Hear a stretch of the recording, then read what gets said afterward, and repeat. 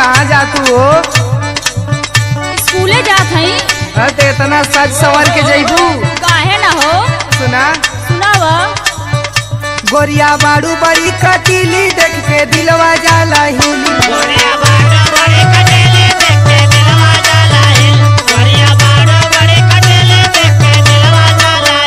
गोरिया बाड़ू बड़ी कटीली देख के दिलवा जाला हिली। कमर मारे लाही लोर बड़ी जोर गोरिया।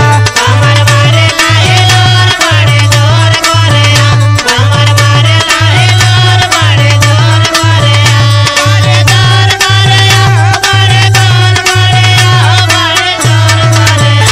कमर मारे लाही लोर बड़ी जोर गोरिया। कमर मारे लाही लोर बड़ी जोर गोरिया। तनी हमरो सुन लो। सुनावा। देखी हमारी जवानी काहे करेला कुटानी। देखी हमारे जवानी काहे करेला कुटानी। देखी हमारे जवानी काहे करेला कुटानी। देखी हमारी जवानी काहे करेला कुटानी। तनी काम कदा अपना छिछोरा बन के। तनी काम कदा अपना छिछोरा बन के।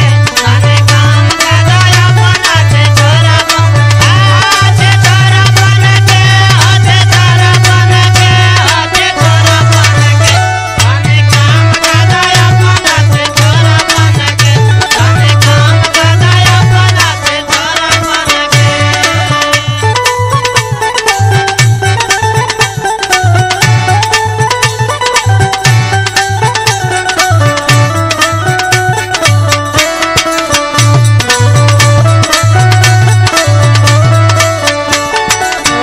अच्छा ही बात है।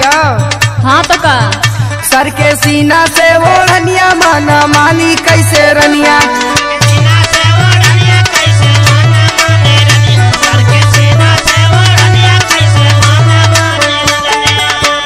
सर के सीना से ओढ़निया कैसे मानी मन रनिया। तनी चिखाए दे तू ये उमरिया में। तनी चिखाए दे तू ये उमरिया में। तनी चिखाए दे तू ये उमरिया में।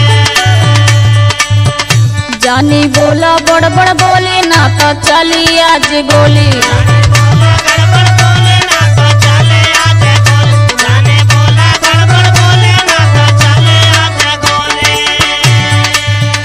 जानी बोला बड़ बड़ बोली ना तो चली आज गोली। दूर हो जा तू हमारा नजरिया से।